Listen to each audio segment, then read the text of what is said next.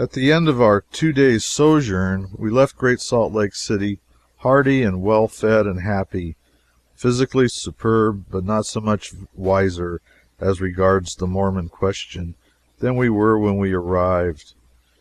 We had a deal more information than we had before, of course, but we did not know what portion of it was reliable and what was not, for it all came from acquaintances of a day, strangers, strictly speaking.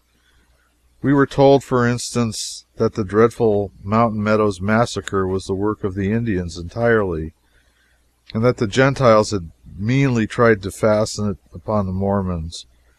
We were told, likewise, that the Indians were to blame partly and partly the Mormons, and we were told, likewise, and just as positively, that the Mormons were almost, if not wholly and completely responsible for that most treacherous and pitiless butchery.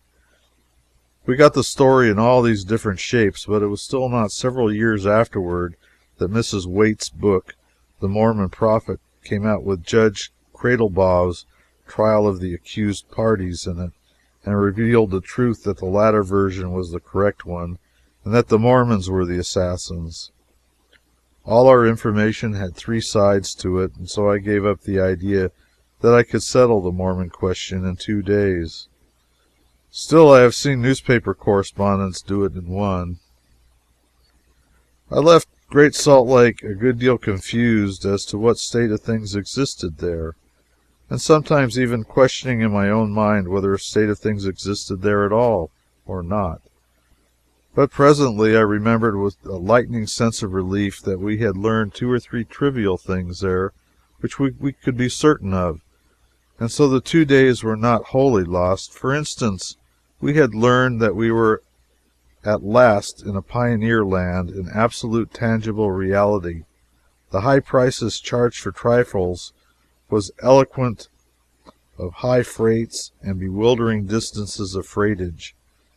In the East in those days, the smallest money denomination was a penny, and it represented the smallest purchasable quantity of any commodity.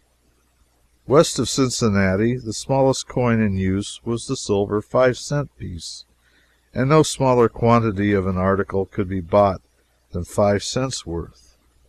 In Overland City, the lowest coin appeared to be the 10-cent piece, but in Salt Lake City there did not seem to be any money in circulation smaller than a quarter, or any smaller quantity purchasable of any commodity than 25 cents worth.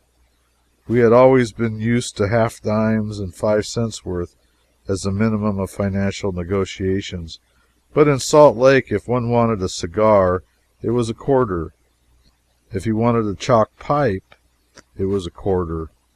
If he wanted a peach or a candle or a newspaper or a shave or a little Gentile whiskey to rub on his corns to arrest indigestion and keep him from having the toothache, 25 cents was the price. When we looked at the shot bag of silver now and then, we seemed to be wasting our substance in riotous living, but if we referred to the expense account, we could see that it had not been doing anything of the kind. But people easily get reconciled to big money and big prices, and fond and vain of both. It is a descent to little coins and cheap prices that is hardest to bear and slowest to take hold of on one's toleration. After a month's acquaintance with his 25-cent minimum, the average human being is ready to blush every time he thinks of his despicable 5-cent days. How sunburnt with blushes I used to get in Gowdy, Nevada, every time I thought of my first financial experience in Salt Lake. It was on this wise, which is a favorite expression of great authors, and a very neat one, too. I never hear anybody say "on this wise" when they are talking.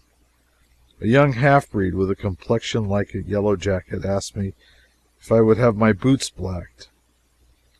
I was at the Salt Lake House the morning after we arrived. I said yes, and he blacked them. Then I handed him a silver 5-cent piece with the benevolent air of a person who is conferring wealth and blessedness upon poverty and suffering.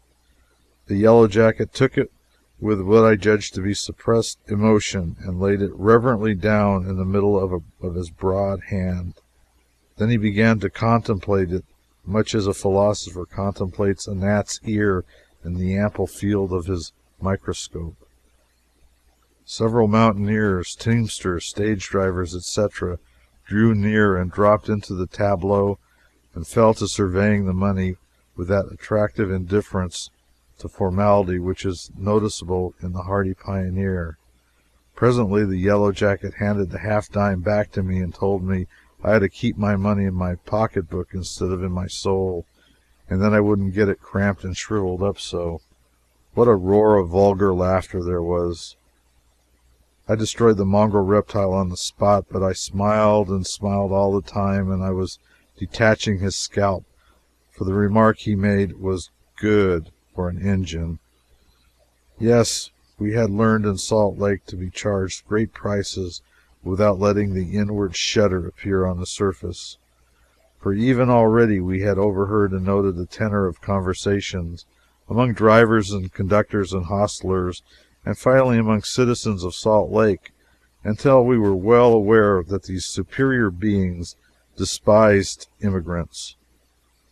We permitted no telltale shudders and winces in our countenances, for we wanted to seem pioneers or Mormons, half-breeds, teamsters, stage drivers, mountain meadow assassins, anything in the world that the Plains and Utah respected and admired, but we were wretchedly ashamed of being immigrants, and sorry enough that we had white shirts and could not swear in the presence of ladies without looking the other way. And many a time in Nevada afterwards we had occasion to remember with humiliation that we were immigrants, and consequently a low and inferior sort of creatures. Perhaps the reader has visited Utah, Nevada, or California even in these later days, and while communing with himself upon the sorrowful banishment of these countries from what he had considered the world, has had his wings clipped by finding that he is the one to be pitied, and that there are entire populations around him ready and willing to do it for him. Yes, who are complacently doing for him already. Wherever he steps his foot, poor thing, they are making fun of his hat, and the cut of his New York coat, and is conscientious about his grammar, and his feeble profanity, and his consumingly ludicrous ignorance of oars, shafts, tunnels, and other things which he never saw before, and never felt enough interest in to read about, and all the time that he is thinking what a sad fate it is to be exiled to that far country, that lonely land, the citizens around him are looking down on him with a blighting compassion because he is an immigrant instead of that proudest, blessedest creature that exists on all the earth, a 49er. The accustomed coach life began again anew, and by midnight it almost seemed as if we'd never been out of our snuggery among the mail sacks at all. We had made one alteration, however. We had provided enough bread, boiled ham, and hard-boiled eggs to last double the 600 miles of staging we had still to do, and it was comfort in those succeeding days to sit up and contemplate the majestic panorama of mountains and valleys spread out below us, and eat ham and hard-boiled eggs while our spiritual natures reveled alternately in rainbows, thunderstorms, and peerless sunsets. Nothing helps scenery like ham and eggs. Ham and eggs, and after these pipe, an old, rank, delicious pipe.